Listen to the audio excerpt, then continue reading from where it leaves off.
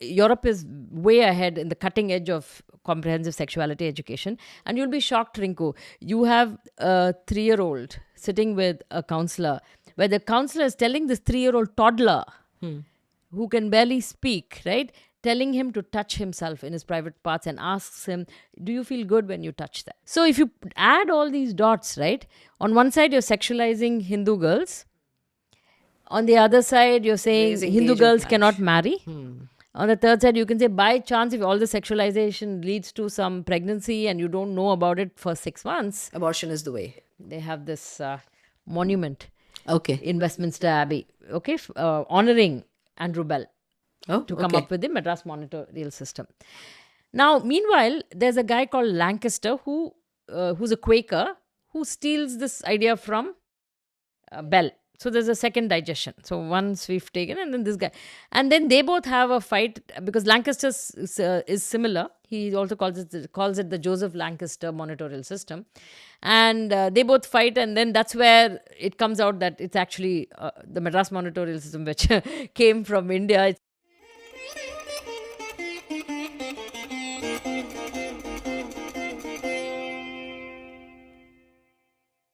Namaste and welcome to Sangam Talks. Today we are here with Vijaya Viswanathan, the co-author of this book, Who is Raising Your Children with Sri Rajiv Malhotra. Now this book asks some very provocative questions. Should Islamophobia be banned, or should there be the right to criticize Islam just like any other religion? Should woke ideas be considered like religious dogma in the guise of social justice? If one disagrees on sustainability or gender fluidity, does it imply one is racist? Should free thought and debate be denied to those deemed to belong to so-called dominant identities because they are considered oppressors? These and many more that Vijaya and Rajiv ji have put together in this book. Vijaya is here with us today. Vijaya is a mechanical engineer by education, and she has been a business person in various countries. She also runs the Agastya Gurukulam, which is a traditional school which is teaching Indian pedagogy, Indian-based curricula to students across the world. Vijaya, thank you for being with us. Welcome to the show. Thank you so much for having me here, Rinku. Vijaya, this book looks very interesting. I'll show this to my audience.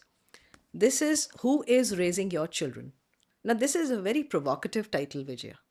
So, what was in your mind when you came up with this name? So this book is co-authored with Rajiv ji, and as you can, many questions come up when you see this title.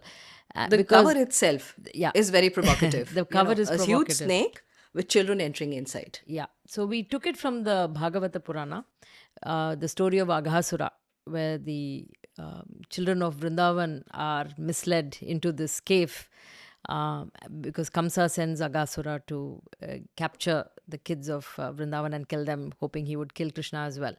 So this is what's happening metaphorically today.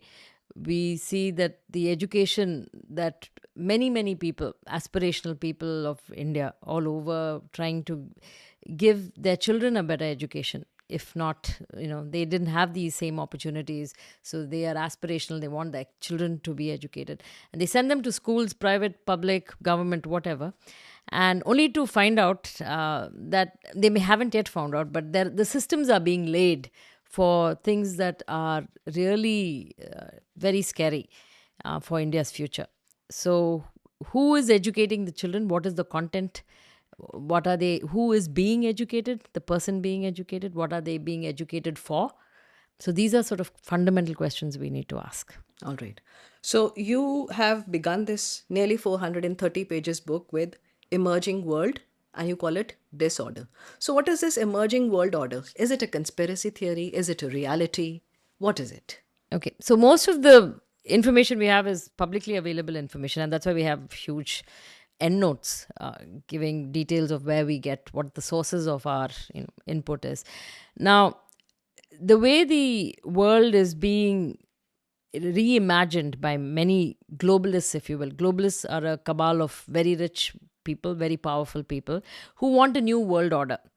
And they, with their money, they have bought out organizations like the United Nations, the UNESCO, other organizations, the World Bank, and they exercise influence on lots of countries over the world, all countries actually. So when you sign up for the United Nations, you sign up for the globalist agenda. So this is no secret. The World Economic Forum is one such unelected group of people. They talk about environmentalism, climatism, all of that, but they themselves land up in Davos in private jets. Each one comes in his own private jet to Davos, and they give gyan about sustainability, environmentalism, climate change, all of this to the rest of us, and depopulation, all of that. So there is an attempt for a new world order. And Rajiv ji has often talked about also, like, there's an Islamic way of a world order using, Islam has an idea of what world order should be. China has its own idea of what world order should be. And the globalists have their own idea using Marxist ideas of a new world order. Like a borderless land, there's no concept of nationalism. Exactly. So when we talk about nations, Vijaya, we talk about Millennium Development Goals, because you spoke about the UN just now. So MDGs sound like a very, very ideal development goal kind of a thing. And out of them, we adopt certain SDGs. So you have also pointed out how SDGs are inherently putting poison into the country's policy. Will you explain that? So it all started with, the UN started with development. They've done a lot of good work. We cannot say that everything, we can't throw out the baby with the bathwater. So they've done a lot of good work in terms of, war-torn areas. They've provided aid, and famine and hunger and floods. They've always stood up for the poor and the downtrodden. But of course, the UN is also corrupt.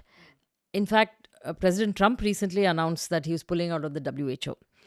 Now, before I go to the United Nations and this SDGs, I just want to talk about COVID, because in our recent memories, right? So we saw that during COVID, we all had to follow certain rules all over the world. We were forced to take vaccines, whether you needed it or not. You could not use alternate systems of medicine. Even in India, we could not use Ayurveda, and even if Ayurveda worked, you're not allowed. Ayurveda practitioners were not allowed to say it. Right? So there was and so where is all this coming from? It's coming from the United Nations, the WHO. So recently there was a pandemic treaty that all nations signed, saying that they would give up their rights.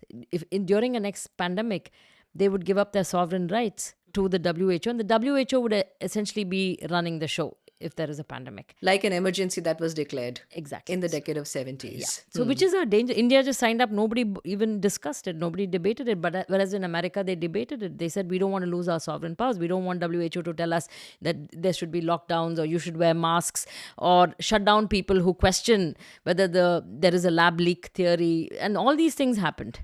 We saw the underbelly of totalitarianism during COVID, where many voices were shut down, and there was only certain people who knew the science, whereas others did not. YouTube banned, even one of our videos got banned, where we had an interview with a very eminent doctor who had come with various protocols.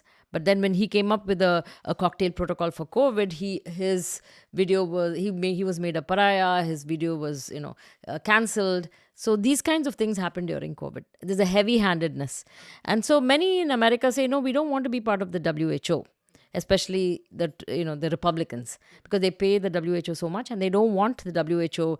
They want sovereign rights to decide health or economics or whatever. They want to do it themselves as a nation. So this one world government we saw very clearly during COVID, and India didn't say anything about it. Indians generally tend to go with the flow.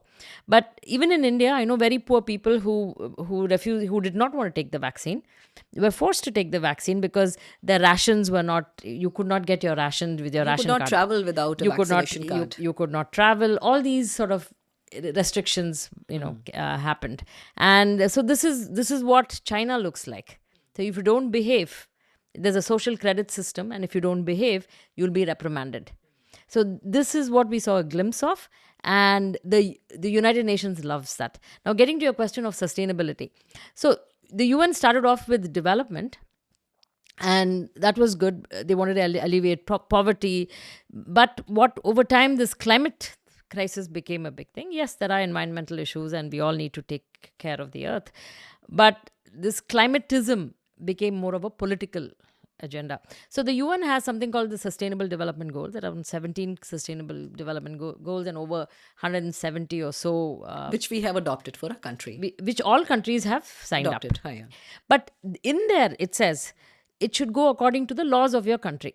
So these are just guidelines, and you are adapted to your country's laws. China very cleverly changed so many, they brought in so many new laws about age and sex and this and that throughout for their, in education and healthcare. And these sustainable development goals are everything under the sun is in under sustainable development goals.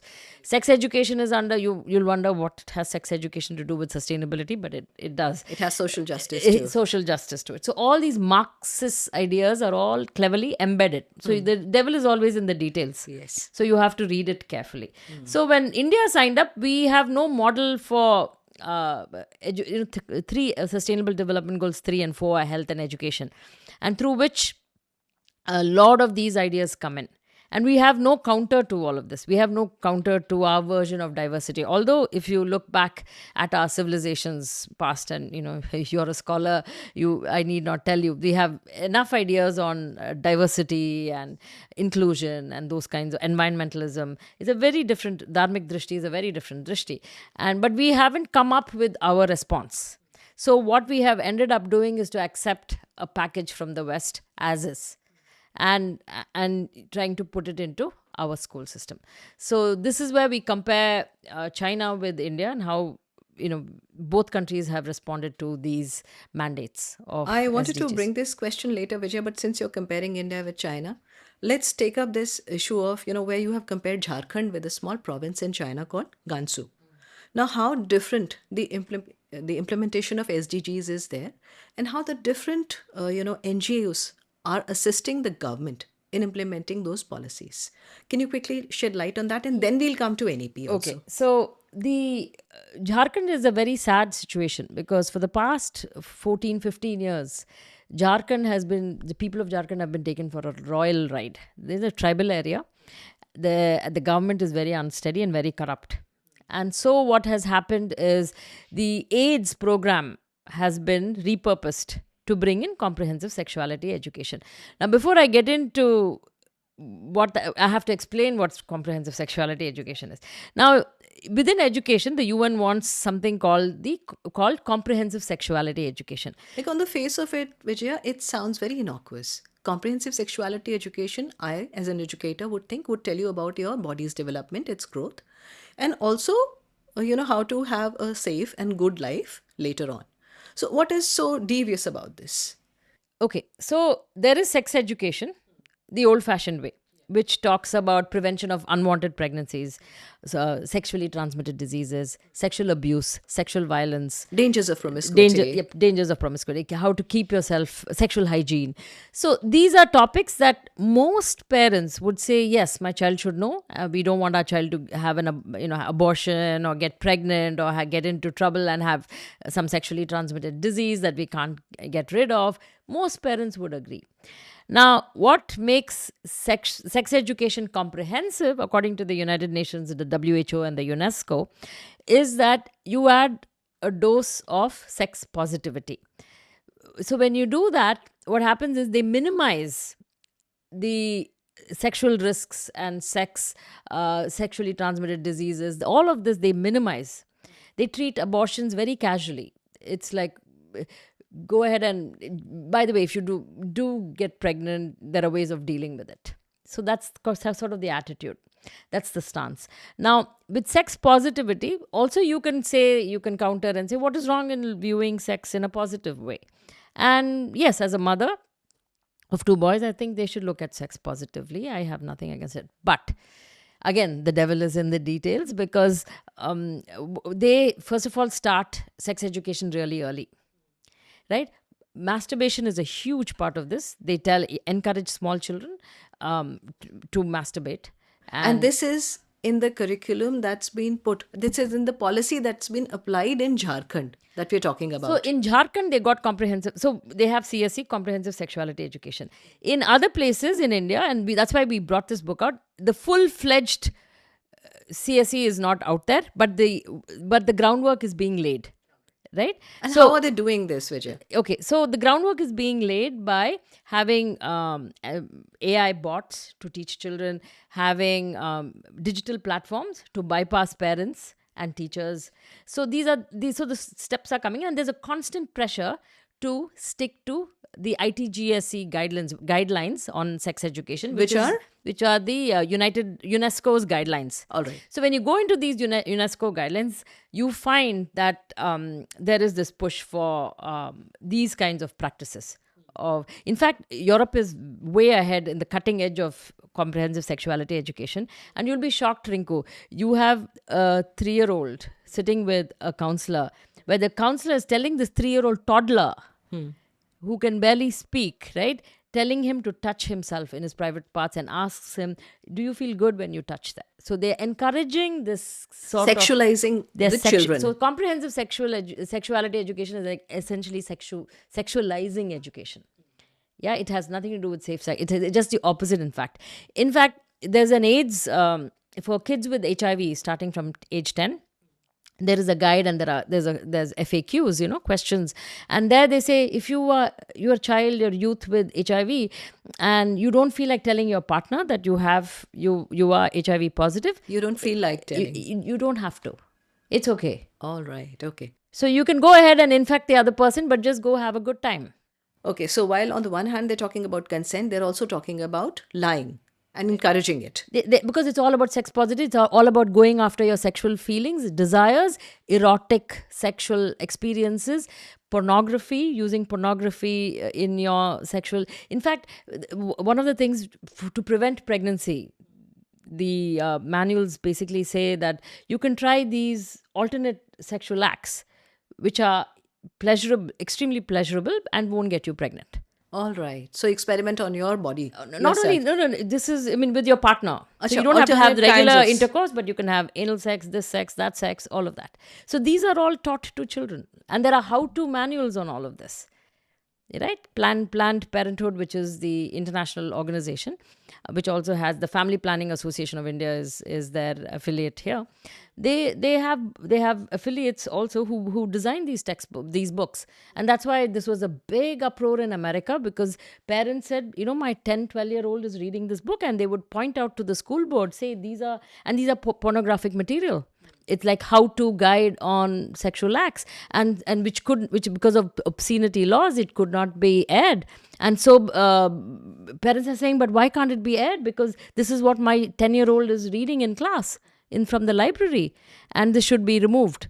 So there's a big push to sexualize kids all over the world, and India has just easily just taken this on without looking into what these standards are, what is the UNESCO saying about sex, what is WHO's stance on these things. But who is the implementing body in our country, Vijaya, who are pushing these things onto our children? Okay. In Jharkhand, for example, what are the agencies that are working? Okay, so Jharkhand was a pilot project. So there was a pilot project called UDAN, and around 2009, when things started taking on, many of the other states said no. They stood up and said no, we don't want this kind of education. It was quite benign actually, but even then many states said no, because it wasn't an SDG push.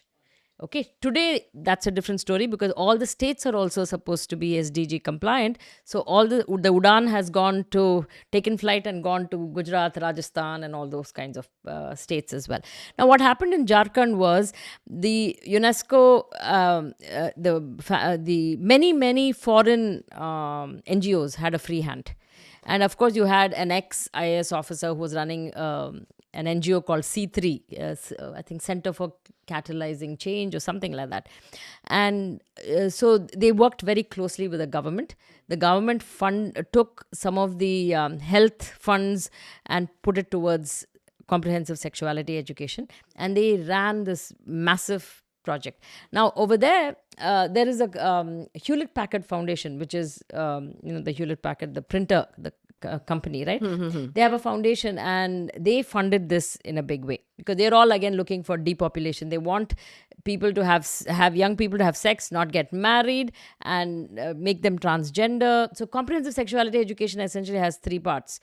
Which it's not full-fledged in Jharkhand, but this is like the end goal. Entire package. Yeah, entire package. So one is to give sexual rights, which the Jharkhand kids were taught. That sexual right is a fundamental right and you should fight for it. And the other is this pleasure-based, masturbation-based, sex education, if you will. And of course, the third is about, gender confusion. So talking about gender fluidity and telling kids that, if you're not really comfortable with your body, it might be that you're born in the wrong body and you can try other genders and you're fluid and you can stop, you can transition and you can stop puberty and halt it for a while till you figure it out. So this gender transition and social engineering happens a lot more in the West. It's come to the big cities in India. But in fact, recently, I think one of the schools in Delhi had this transgender, it's a man, I guess, I don't know, man or a woman, but it's, a bearded man. It's actually, I guess, a woman, biological woman who had taken hormones and got hair and was nursing a baby. Okay. And that photograph was shown in class, and then the children was sensitized to LGBTQ things. Yeah, in the name of compassion and inclusion and all of that. But it's a social engineering project. Right. So in Jharkhand, what happened was all these kids got this sex education, and it was considered a very successful project because they scaled it up. So the scaling, so they tried it in a small group, and then they scaled it up using lots of NGOs, and when you look at the project, you see reports saying that, this is fantastic. We should do it everywhere in the world, like Benin and other African countries who are even more impoverished. And then they also say that the unfortunate part is there are Catholic schools which said, no, we are not going to do this. We don't want it. So they couldn't get the Catholic schools. Now, this comprehensive sexuality education, essentially, because of the Right to Education Act, right? Okay. Will affect only Hindu students, because the Catholic students will say no, the madrasas will say no. Yes. So it is the Right to Education Act basically permits all this garbage to poison the minds of Hindu children who are in the mainstream schools. Absolutely. And the government schools. So that is where this is coming in. Now, your question was how is it coming into India? There are three paths for comprehensive sexuality education to come in. One is through the Ministry of MHRD, the Education Ministry. You can't do much there because, there are very vigilant parents and teachers. So our teachers are just regular people who say no. In fact, the Jharkhand report also says some of the teachers, they're did not implement they're reluctant about going all the way with the sex education. That was one of the feedback as to how it didn't go all the way that great, because the teachers are like, this doesn't sound good. I'm not going to participate in this, right? So that happened. Now, so the Ministry of Education has a tough problem because they have strong gatekeepers. You have teachers who will not comply with the curriculum, and parents who they sniff this, they're going to pounce up in arms. So what do? They go to the Ministry of Health. So Ministry of Health, you have this Rashtriya Kishore RKSK, Rashtriya Kishore Swasthya Karyakram. You've mentioned this in your book. Rashtriya Kishore Swasthya Karyakram. Karyakram. Introduced in 2014. Yeah. So what happens here is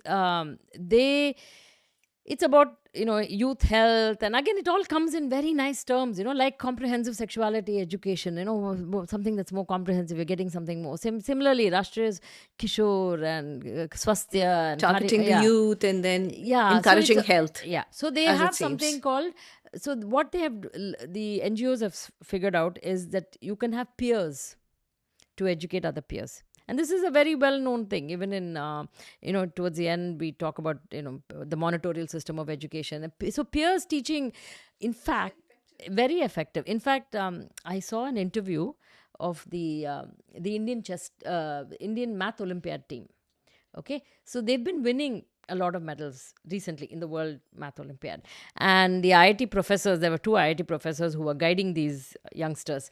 And they said, so how come, what changed? How come India suddenly, past couple of years is in the limelight, winning medals and all of that? So he said, one of the professors said that one of the things we did was to get past Olympiad kids, who had been through the process, had won, to come and teach and be part of the camp, training camp. And that really helped because these kids were motivated. They would sit all night, talk, come up with strategies, peer-to-peer. The kids who've been through the process were teaching them. So peer education has a lot of value and can be used effectively. But so these NGOs are using peers. So they go to these villages, they hire youngsters, 18 years old, 20 years old. And then they are hired as peer educators who educate the other children on sex education, on comprehensive sexuality education. So this bypasses the adults, the teachers.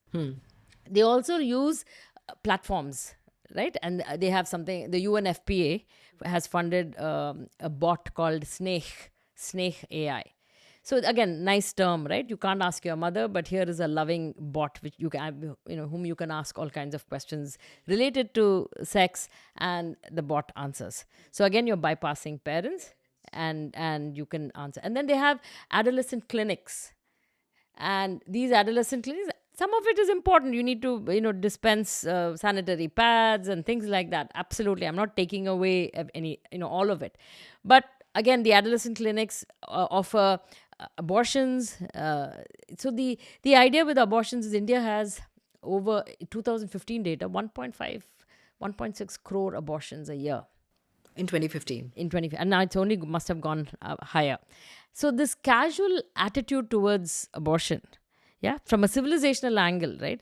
This is Pancha Agni Vidya and all there is, in Chandogya Upanishad, talks about how Jiva is there, and at whatever state you do Hatya, it's Bruna Hatya is a Mahapapa. So there is no discussion or debate about whether, from a civilizational standpoint, is abortion okay? I mean, do we just say, okay, unwanted pregnancy, just, callously just dispense of it? So these are very important questions we should have, and to tell youth that don't worry, you can just, just in case you go ahead and pursue your sexual desires. And by the way, if you get into trouble here, there are pills that you can take or abortions that you can have. So there are adolescent clinics as well. So this comes through the Ministry of Health. And there is this Ministry of Health, and it also has, I think, this Kishore something program there is, so that also uses, they use ambassadors, as they call them, youth ambassadors, to talk about. This is different from the Rashtriya Kishore Swasthya Karikram. Yeah, but the other, that's different from that. And but the RSKS is the vehicle that the NGO reports all they sing praises about. Because they can successfully enter, they can put technology in. The youth has so much energy, they can reach places and access people that NGOs they can can't train. directly. So the NGOs come in, so you have a program like the RKSK, the NGOs come in and do the rest. They will provide the adolescent clinics, they will train the peer educators, they will come up with the snake robot, they'll do all of that. You don't have to worry about this, right? So there is a platform, a legitimate platform for that. The other intervention is through the legal department. Okay. Now, the legal interventions are also pretty scary. Now, there is an act called the POCSO Act. I think it's protection of children from sexual offenses or something like that. I think 2012 or something it was passed. It's essentially a child-centered act to protect children from sexual abuse. Now, so it says that a child is somebody who's below the age of 18. Now, UNICEF, right, which is again a United Nations organization, they partner with a local NGO called Enfold, if I remember correctly. And they come up with they look at some random cases here and there, and they come up with a recommendation in a report to the Ministry of Law and say that we should bring down the age of consent for sex from 18 to 16. Okay. Why? Because they cite some one-off cases where a 19-year-old who's essentially an adult now, has had an affair with a 17-year-old who's considered a minor, and then therefore these things happen. So for adolescents kind of mess around, and so we should not make it like an offense. So to the average person, you'll say, yeah, I mean, that makes sort of sense. But the law already deals with these kinds of special cases in special courts. Juvenile courts? Yeah, they're called special courts. Okay. So it is not when a 60-year-old has an improper active sexual relationship with a minor, it is dealt with in the regular courts. But if a 19-year-old is making the same offense with a 17-year-old, it's handled in a special court, because they're about the same age. They're roughly peers. So it's already handled in a different way, so that the penalty is not that bad. Now, these guys give false data, massage the data, do all of that, and they make a recommendation. There's a law commission, is another body in Delhi, which catches this, and they said, no, this is not, we don't really think that because we are very focused on protecting children, and this will lead to the prostitution of children and trafficking of children and all these other criminal activities, so we don't want to do this, right? And they put their foot down. And then there is this NCPCR, there's another body which is about child protection. And so they go in, they do a little bit more due diligence. And they say, you know what, the data itself is falsified. Okay. And not only do we not support it, but actually they fudged the data. That time, UNICEF essentially distances itself. UNICEF actually co-writes this report. It's a co-author of that report, but it distances itself. It funds and it co-writes, but it distances and then blames the NGO for it and distances itself. But the UNICEF is in fact a partner of the Education Ministry. Despite these kinds of mischief, the UNICEF is MHRD's partner in education, right? So anyway, so the law doesn't pass. Yeah, we don't bring down the age of consent from 18 to 16, but the Law Commission also said, but we recommend comprehensive sexuality education overall, because it will improve empowerment of women, infant mortality, all kinds of things. Because again, they haven't gone through this, what CSE is. And the same thing is done by the other groups as well. So the Law Ministry says, well, we're not going to we change the POCSO Act, but we recommend that all schools everywhere, they have comprehensive sexuality education, which is even worse. So that is one side. So there is one intervention. The second legal intervention is that they change the age of marriage for girls from 18 to 21. Nowhere in the world is it like that. Even in the US, California and all have no age at all above which only you can get married. If your guardians agree, at 15 you can get married. You can vote at 18, but you cannot get married at 20. So here, it's for boys, it's 21. It used to be 18 for girls. Now they made girls also 21. Okay. So on that's one side, basically discouraging marriage also. So you're discouraging marriage, but you're encouraging sexuality. Yeah. And for Muslim girls, it is 15. Right? So for Hindus, girls cannot get married till 21.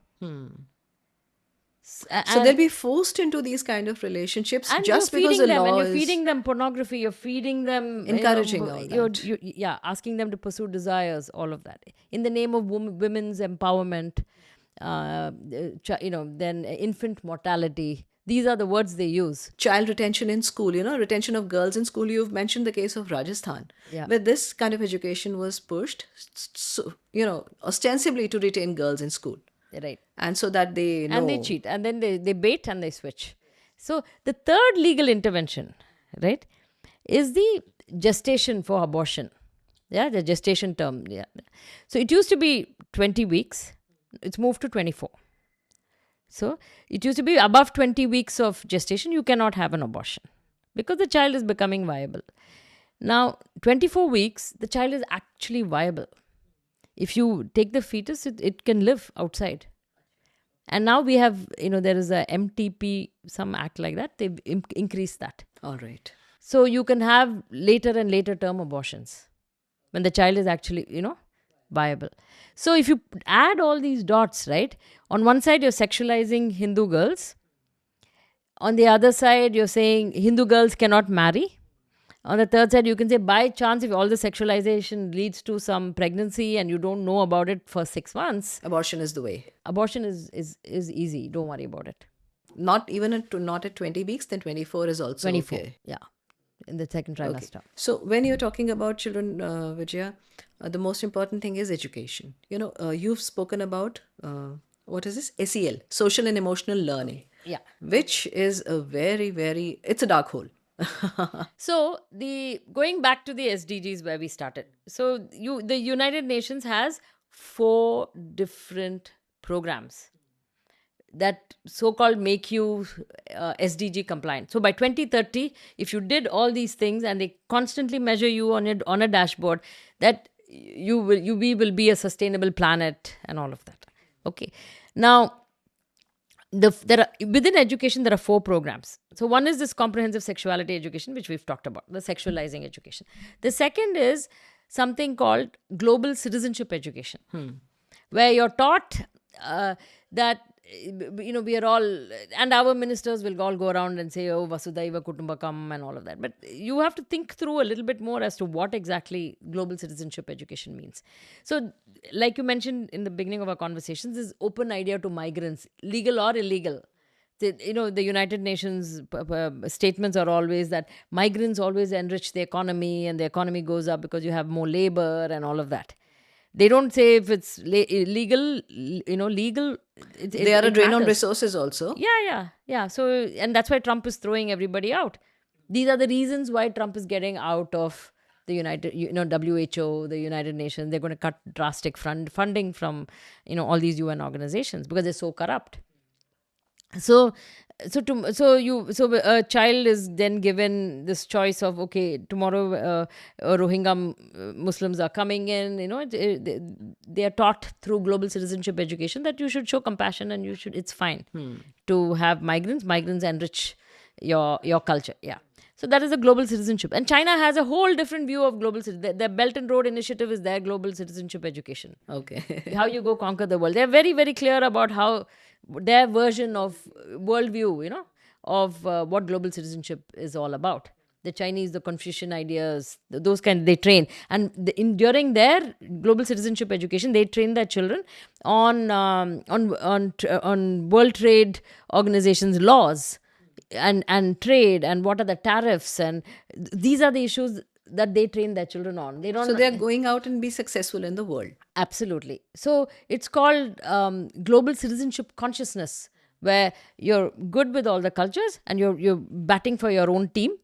And whereas global citizenship competence is this kind of garbage of letting migrants in and being this lala, everybody is this sameness and they enrich our economy and we should, just because somebody else has got poverty, we should also suffer because this is a one world thing. And all that is fine. But compassion is one thing. But it's your sovereign nation. Your job is towards this nation. And it's not through some globalist. If you're a global citizen, what are the obligations of the citizen and what are the rights of the citizen? One should ask very clearly. You can't just have a loosey-goosey term, oh, global citizen, you're a global citizen, I'm a global... Okay, citizen, what are my rights as a citizen? What are my obligations? And to whom do I owe these obligations to? Who's the master? Right? Who runs the country? Do we vote for these people? I mean, so these are fundamental questions that we should ask. So that is the second part. So we have that. And then you have environmental education, which is about this whole environmentalism is also a Marxist, like Greenpeace, they're an environmental organization, but they're always breaking in their force, as we have seen. And then you have something called social emotional learning, which you asked about. Now, social emotional learning, again, who doesn't want their child to have social and emotional compassion, learning? have empathy. And emotional intelligence, you've mentioned, came out in a big way. Yeah, Goldman, and they took ideas from yoga and meditation, all these practices from India, digested it as Rajiv ji calls it, yes, and then churned out something else for mind control. So what starts off as healthy mind and bodybuilding, they use the same techniques to control the mind. Now, how does this happen? Now, there is this UNESCO Category 1 institute in Delhi, which is called the Mahatma Gandhi Institute for Peace and Sustainability. All very nice sounding. Mahatma Gandhi Peace Sustainability Institute of Education. Everything sounds good. Now, the thing is, it's a category 1 institute, and India is really proud. Like, hamare, like Delhi mein, we have a category 1 institute in UNESCO, right? Category 1 means something like that top tier research institute. Yeah, even I did not know what the fuss was about having a category 1, but it's like a big deal in India. Of course, we are colonized, and India had started funding it. Okay. Now, this institute produces social emotional learning programs and certifications for world over. For schools all over. This is that sort of the place where lots of people they can hire and churn this out and use AI and platforms. So what is social emotional learning? Social emotional learning uses behavioral science, psychology, and neuroscience to change and rewire a child's mind. Achha. Okay. So what are they trying to rewire? They're trying to rewire the child's mind to think in a favorable way that the globalists want you to think. Okay, so all these Marxist ideas, your disposition should be favorable. Now, it's like group psychotherapy, whether you need it or not. Social emotional learning started in the US in Yale University, where they brought in all these ideas, digested Indian, there was this theosophy that was brought in, and then Neem Karoli Baba's idea of existing in various planes. You know, he was very fascinated by that. Exactly. So Dan Goleman brings But would he ever mention Neem Karoli Baba in his writings? He used to mention. Rajiv has this theory of digestion where initially they mention, and then they stop mentioning. After a point, then they mention their own. Yes, Rajiv speaks about this. Yes. Yeah. So he goes to Goleman goes from Harvard to Neem Karoli Baba and is just so amazed at Neem Karoli Baba's state of mind and his practice and his life. Then he gets these ideas from Neem Karoli Baba. He takes it to Harvard, and then he comes up with his own, emotional intelligence as a thing. He makes millions of dollars selling it to corporate world and all that. Then he partners with this other guy, John Fetzer, who uses theosophy and yoga and meditation, and he runs a baseball team, and he uses these meditation practices to win baseball games for his own sports team. And then they both get together in Yale, and they come up with social emotional learning for children in American schools who were bullying, violent, had not academically performing well, had behavioral issues, and they started using these practices. So social emotional learning also has like Om, chanting and all. It could have. At the beginning, you will say, what's wrong with this? This lady's gone total. It looks quite fine. What's wrong with a little bit of dhyan before? So it has some of these things, like pranayama, it might have all of that. But something happened in 2000, around 2010-ish, where they changed social emotional learning to transformative social emotional learning. Okay, now the word again is in transformative, where they bring in critical race theory into social emotional learning and call it There's always a twist. Yeah, TSEL. Yeah. And now, if you look at what the Mahatma Gandhi Institute here, MGIEP, the UNESCO Institute in Delhi, is peddling, it's peddling this version of social SEL. emotional, SEL, where they are not for meritocracy, and they are for this global citizenship, and they are for critical race theory, equity, things like that. Right? Now, they themselves say that what they do is they bring in two conflicting SDGs. Okay, SDGs are conflicting. So you can take a small kindergarten child and you can say that, somewhere in Africa, they are going without food. And you have this, now you need to sacrifice. And you should not eat what you like, because there are other people starving. And you might say, yeah, that's a good thing, but they actually make the children starve for a day or miss lunch or things like that. to cause this, because there are two conflicting. They want to eat, but then they are told that they have to be good and think about the world. Okay, and these are not certified therapists who are doing these mind games with little children. These are social, because these have a tremendous impact on the child's mind. Psyche, Psyche. So the child then has a lot of stress because of these conflicting ideas, and they themselves say we cause cognitive dissonance. Okay. Now while on the one hand, we are trying to bring up children who are very balanced, put together, and then introducing cognitive dissonance in children is very, very dangerous. So they do that. Now, this cognitive dissonance then manifests as fear or guilt and anger. Right? Because of deprivation. Or you're saying, how can this happen? And what are we, you like this Greta Thunberg saying, how dare you? And that the youth are all angry all the time and anxious about the world just not being there in another 20 years. And, that anxiety. So some of them get into depression. The others then social emotional learning comes in. And it says, all these feelings can be channeled into activism. Okay. You be an ally for the cause, or you go out, and so it channels that, and then you deal with the next set of conflicting SDGs, and then you go through more social emotional learning.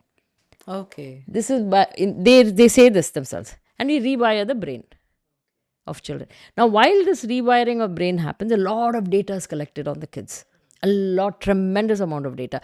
Now, a math problem. Before the math problem, they'll ask, they have a survey. How do you feel? Happy face, sad face, angry face. There's a lot of this, data collection. Yes. Yeah. Okay. During the math, it's done. After the problem, it's done. So from K to 12, by the time you're done and dusted, they have an entire map, emotional map of what triggers you, what can nudge you, what can change your behavior. And accordingly, they can give stimulus. Those kind of stimuli. Yeah, they can give a stimulus that can nudge you in a certain way. And that's how they shape behavior. And they can harvest those emotions and again. And so this is very dangerous, right? And now Meta and all these companies are funding this now, have begun to fund, because they want the data of the kids. And they will tell you that the data can be de-identified. That means we remove all the names and identification. But it actually can be. In the US, the parents are really worried because tomorrow this data can be used to say that this child has a criminal disposition. This child, because data can be interpreted in so many ways. And with AI, right, you can use this data and say this child, his habits are poor, his health insurance needs to be higher because he has a propensity to get diabetes. So this is how this can come back to bite you. And the privacy of data, nobody's given you permission to take this data. And yet this is happening. And MGIP, again, these are all not full-fledged in India, it's all coming in. And MGIP trains teachers every day. You will say, I'm a SEL certified teacher. So initially it'll all be, yoga, meditation and all of this. But the end of it, they're trying to rewire the brain. In fact, Bill Gates, during COVID, there was in UP, there were a bunch of farmers and poor people who said, I'm not taking the vaccine. Yes. And Bill Gates teamed up with Ashoka University, Behavioral Sciences Department. And what he did was, he said that these people are not taking the vaccine because they just said, there is Ishwar and whatever I do, Sharanagati, what happens. We really don't care. And if we have to die, we die. That's it. And that's it. So they believe in karma and karma pala, all of that. So they try to change the behavior. Ashoka University actually tried to change the populations of these farmers, of this poor demographic, so that they would not depend on karma. Okay. So you see how you change. So basically, trying to change the sanskars. Absolutely, that's what they do with technology. All right. Right. And USAID, right? USAID is in the news lately. Oh, yes. And now USAID spends a lot of money in this kind of mischief. In fact, USAID invested some money in a software company called ThatMate, which does SEL. Now, the Niti Aayog we have to talk about before I talk about this. The Niti Aayog is the gateway. for all of this. For all the NGOs that are coming in? NGOs, for any, whoever wants to come into India to do business, Niti Aayog has opened its doors. But Vijaya, we cancel the FCRAs of all the foreign NGOs. So how come they still have roots inside India? So, I mean, they come now. FCRA is sort of the old way of doing business. Foreign direct investment, where you're not a non-profit, you come in as a for-profit, like a limited liability company, and then you don't have to disclose anything, right? And what you get in return is data. Data is the new oil, new gold, right? So you have large AI projects, and then you collect data and train your models, and they go as a private company lying low. Many companies. So FCRA is the old way of doing business for nonprofits. Foreign direct investment is what they pay their own money. They say we'll be a for-profit company, and they get intangible. They get data from millions and millions of people. That's how they do it. So the Niti Aayog, essentially, there are two functions that it serves: the foreign NGOs and big institutions. So one is they come in and they lobby. Yeah, so you want, in fact, the International Planned Parenthood Foundation has, in their report to their donors in the US, has said that in 2022, I think it's 2022, 3 legislative changes they had successfully achieved in India. Okay. What are they? They don't mention, but 3 legislative changes. Okay. So Niti Aayog's partner is for the Family Planning Association of India, and they are a partner of the Niti Aayog. Then you have 3 Indian companies, HCL, Tata, and the Piramals, their foundations. Right? So you mentioned some of these in Snakes of the Ganga also. Yeah. So these are more for the sex education and SEL and on the education space. So the HCL Corporation has this foundation where they actually run a huge platform to train teachers on sex education, ARSH or something, adolescent reproductive health, something. It's called sex and reproductive health, something like that. ARSH for you. So they have a huge platform. They are a partner with the Niti Aayog, and they dispense out this training program for teachers to scale it up. You're training teacher training. Then you have the Tatas. All the Tata groups, they fund an NGO called Population Foundation of India. Started by J.R.D. Tata, and the late Ratan Tata was a chairman of this. It's a very prestigious NGO in India because because Tata himself was on the board. And Population Foundation of India is trying to promote sex education on the ground. So all these peer educators, they have MOUs with every state to train the sex educators on the ground. Okay. So while HCL is doing teacher training online, Tata's is doing on the ground. Then you have international, the Planned Parenthood Foundation. They provide a lot of surveys and push Niti Aayog to do certain things. Now, the Niti Aayog itself invests in small companies. They invest through their Atal incubation lab. They have something called the Atal tinkering labs. So through that, one would think you would get into robotics and all kinds of things. Maybe they do that also.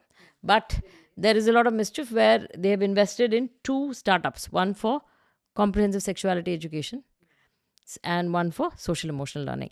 The startup for social emotional learning, which is ThatMate, is also funded by USAID. And we just, Trump administration just called USAID a criminal organization, a front for the CIA and all. And then, so they were partnering in a lot of ways. Kriya University, we showed in Snakes in the Ganga, Kriya University is funded by USAID. USAID funds in Nepal, they are trying to get Hindus to leave Hinduism and become, just not religious or atheists, something like that. All right. So USAID plays a lot of. They fund USAID recently. Apparently, all this came out just recently. They funded a comic book project in Peru on transgenderism. All right. USAID Which is a big push it's a everywhere. everywhere. And USAID also funded transgenders, to brought down Sheikh Hasina in Bangladesh. The Bangladesh problem was caused by USAID as a CI front. Okay. They funded, they've identified groups that were against the government. So there was a transgender group, there was another youth group, and something else. So they funded all these three groups. And these three groups essentially toppled the government. Okay. Right, and that's why we are in the state we are. The Hindus in Bangladesh are in the state. Such a state, yeah. So the Niti Aayog, essentially, if you look at the Niti Aayog and you see the dashboards, it makes you wonder: are they working for the people of India? Or are they working for the United Nations? Because they have dashboards that all report back to, World Economic Forum is their partner, Boston Consulting Group is their partner, Piramal is bringing in, from Emory University is bringing in another SEL program, is a knowledge partner for Niti Aayog. So these, the education space, if you look at all the knowledge partners, they're all outsiders. They're all people with no connection to the improvement of India. And it makes you wonder, whom are they reporting to? They have fancy dashboards. I mean, it's out there for us to see. They say, okay, every time they measure SDGs, which state is doing how. They have all these platforms. They have a statistical department which takes large amounts of survey. Now, if you have these 4 subjects that I said, the social emotional learning, sex education, global citizenship education, and environmental education, all coming into K-12 education, what do you think is giving? There's something that has to, it's not like you can bring in 4 new subjects. Just like, even a 3-language formula is, people say, oh, we have no time. Too much, yeah. Now, where do you think we've made space for this? Literacy and numeracy has fallen drastically. And that's also available in the Niti Aayog dashboard. Literacy and numeracy have fallen drastically. Our 8th standard children, more than 50%, cannot read and do math at a 2nd grade level. Yeah, you're right. Right? The poor people cannot do that. And we're giving them sex education. Like, that's the most important thing that we need. So we have to ask ourselves, where are we going with all of this? So the Niti Aayog is sort of the hub, the epicenter, where all these foreign and Indian NGOs with foreign connections all come in. And they facilitate. So on one side, they're lobbying. On the other side, once that lobby, the legislation is made, the government says sex education, comprehensive sexuality education, K-12, everywhere. They come in from the other side and they have programs and toolkits that just plug and play. They have them already. Yeah, so the NGOs essentially run the country's education. We are worried about NCERT and National Curriculum Framework. It's all bypassed. There's no wonder, Vijaya, that even after the NEP 2020, we haven't seen any remarkable improvement in the performance of our children as far as school education goes. So this is the reason. What are they being taught in classrooms? In fact, the NEP itself says that they are bringing in social sciences, liberal education. And they say we are looking at SDGs 2030. We've all missed it. Sustainable Development Goals of 2030 we'll be aligned with. In fact, I sometimes look at the NEP and think maybe that was the reason the NEP was even drafted, to get a document to align with the Sustainable Development Goals. And all these words of global citizenship and all, they were just fed there. Is there. And we have just been stupid enough and not... when we talk about global citizenship, Vijay, we think from the Indian perspective. Exactly. But we haven't realized it's aligning to something else. Also. Maybe it's aligning to that, and we just use Prem and Vasudhaiva Kutumbakam and without any further depth to these ideas. So it is very troubling to see that, and I must also say that there are very good efforts. For example, Chamukrishna Shastri ji is working on translating all the K-12 subjects in Matrubhasha in different states. So these are efforts that are going on. Yes. I'm not taking it away. Right? I'm just pointing out the very troubling things, because these few aspects, right, points that I've talked about are backed by a huge machinery. Huge monies also. Yeah. So huge machinery is backing this. So anything that like a Chamukrishna Shastri ji is doing with translating curriculum in different languages, all this other good work will these it will just eclipse this kind of which yeah, small. it will just It's small eclipse that. scale work. It's very important, but it still cannot match the scale It at which cannot, these yeah, and the organizations are machine, yeah. You pushing. have the Tatas, you have the HCL, you have International And the Planned tremendous Parenthood. reach they have through government policy, the sheer force of a government policy being implemented across all states, Yeah, these people yeah, cannot match it. they cannot match it. And in fact, although they're doing all these translation work of all the textbooks, we have to train the teachers in the languages to teach. So all that is there. And meanwhile, Chhattisgarh and all these places are moving to English education as a medium for which is sad. So I'm not saying that everything that the NEP is doing is bad. That's not my thing. But the few aspects that I've pointed out comes with a huge machinery behind it. And that's why we need to pay attention to it, because it can just wipe off the other, great things that lots of people have been doing in just one swell swoop. So that is the problem. So, Vijay, you've cautioned against us against, so many dark forces that seem to be kind of enveloping our country. But is there a silver lining somewhere? Yeah, towards the end of the book, we talk about Vedic education. And even before that, we talk about how in 1700s, right, in early 1700s, there's this person, there's a Scottish evangelist, pastor, who by the name of Andrew Bell, who is sent to Madras, to the British colony of Madras.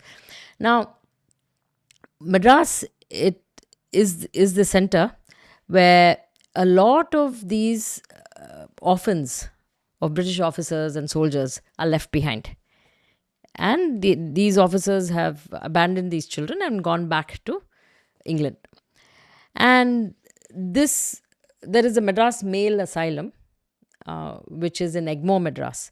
And this was, it was a fortification which the British used, this building, against the French. And then they won the war against the French. And so this building was then repurposed to house this asylum for these orphan children, mainly boys, only boys. Now, it was called the Madras Male Asylum.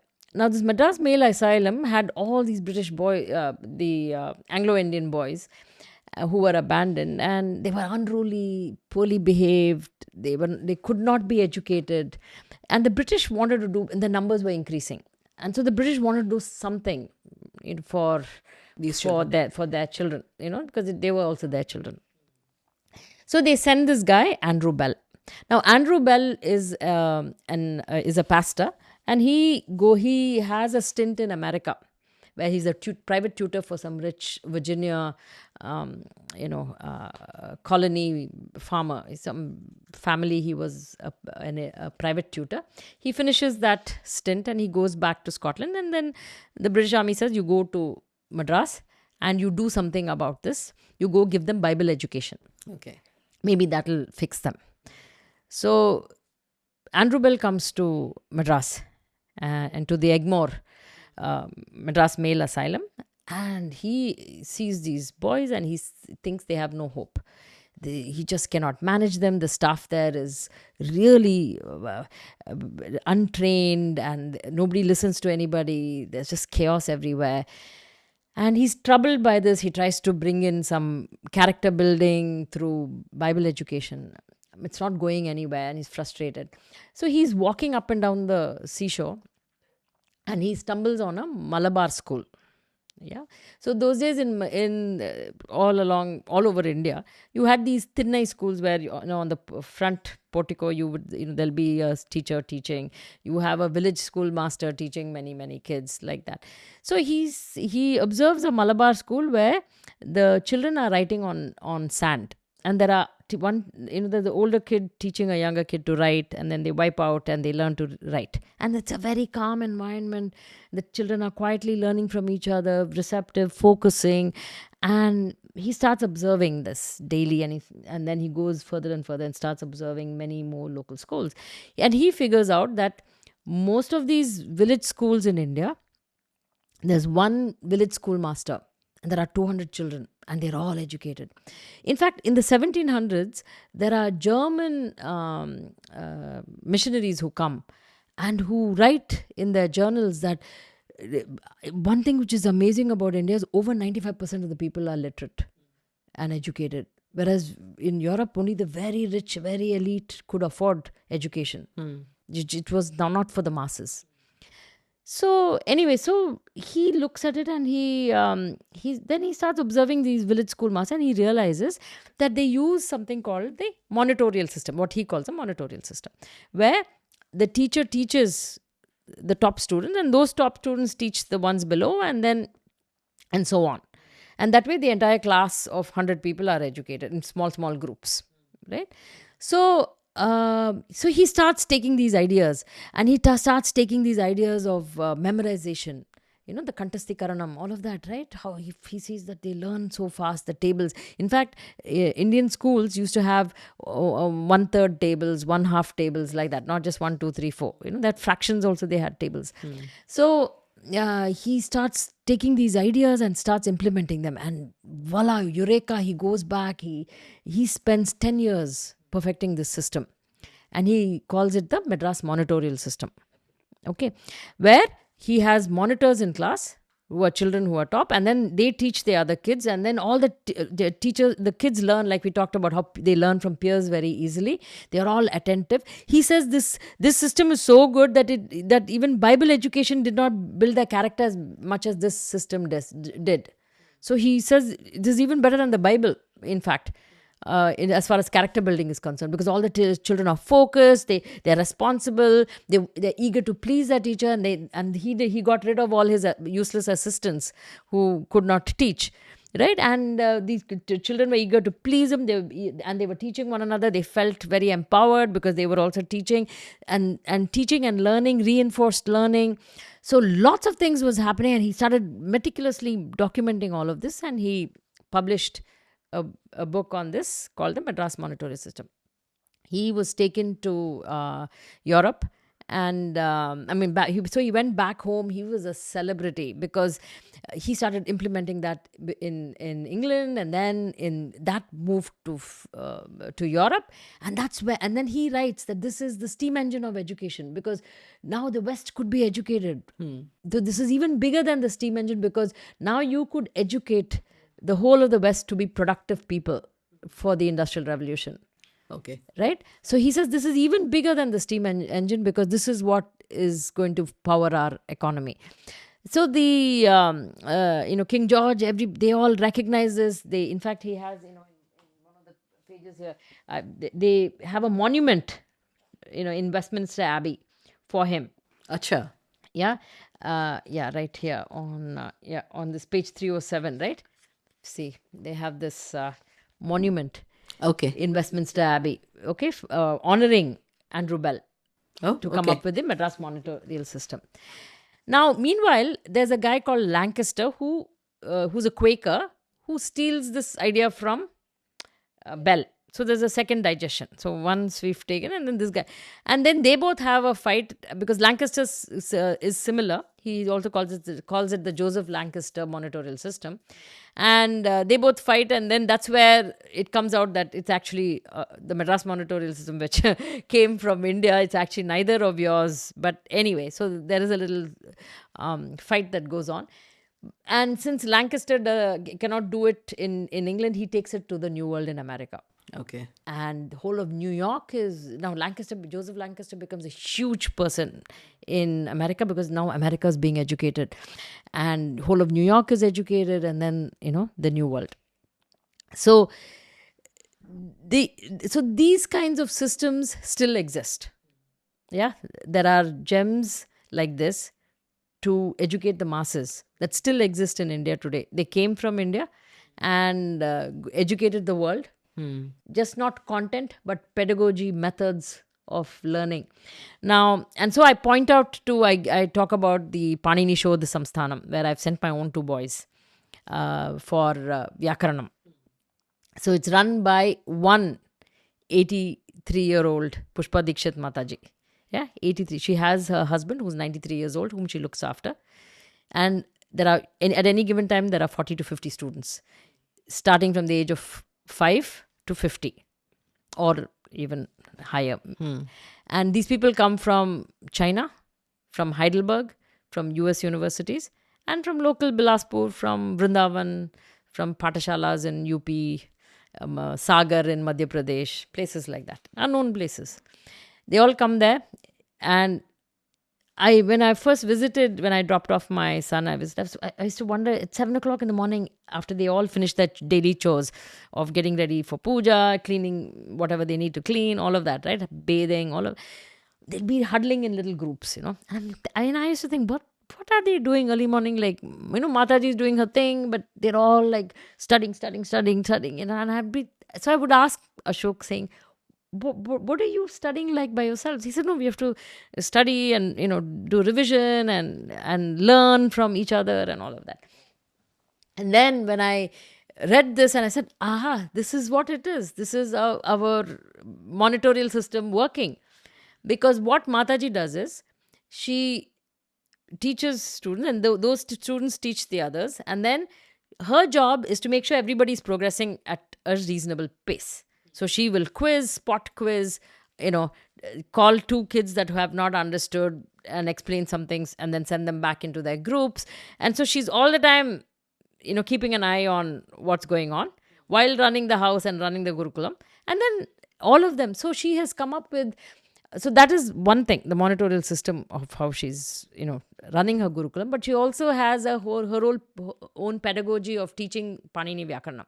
So what takes 10 years to sort of get a grasp of the Ashtadhyayi through the Siddhanta Kaumudi system. She has her own Paushpika Prakriya, through which she can give you a good handle in 1 year. So a 10-year, pedagogy has been reduced to 1 year through her methods. Oh my God. This is tremendous. And she does Vidyadanam and Annadanam at the age of 83. And with, she's a professor from, she and her husband are professors. They use their pension money and house these in their own house. Okay. Right? So there are still people like that who do Vidyadanam, Annadanam, innovative techniques, of pedagogy, all of that. And we just don't know them. We don't honor them. We have to. So in India, there are many such people who are doing work, who need to be given support. These ideas need to be institutionalized, spread to everybody, and recognized. True. So there are some nice gems out there which we can, we can dust up. In fact, the Agastya Gurukulam, which even I have started, many people say you just charge a fee. And I see it's meant for Vidyadanam, but we never turn down anybody because they don't have money. But we charge a fee because we have to pay teachers and scholars. So we're trying to create an entire marketplace. We're trying to train teachers. So people who know, teachers who know Sanskritam don't know Ganitam. So we have to train them. Then we're trying to tell parents that this is actually a good system. You have to learn Sanskritam, Vyakaranam, all these. So we have to create that marketplace. So we have to create the supply side and the demand side. We have to come up with textbooks. And so it's a small effort in reviving these Indic knowledge systems, if you will, to the point where at least it's relevant, the things that are relevant, like this monitorial system. So there are lots of hidden gems that are relevant from Shastra and Shastriya practices that we can dust up and use it today. You don't have to discover anything new. The Rishis have done so much. So much already. Yeah. So there are lots of things like that we can definitely pick up and do. So we'd like to end it in a positive note for education. Yeah. This has been a really dark conversation, Vijaya, but thank you for ending it with a silver lining. Thank you for having this conversation. Thank you for this very, very informative and very enlightening conversation. Thank you. I think as parents, as educators, as citizens of this country, we have to be more vigilant, more alert, more aware to whatever is happening in our country, the policies being implemented, what our children are learning in their classrooms, outside their classrooms, with their peers. Parents have to know more. Parents have to know their children better. Thank you, Vijaya, for being with us. Thank you for speaking to us on this co-authored book with Rajiv ji. This is a tremendous book. I hope parents read it, understand it, and take a lot of benefit from it. Thank you so much for having me, Rinku. Thank It you. was a pleasure.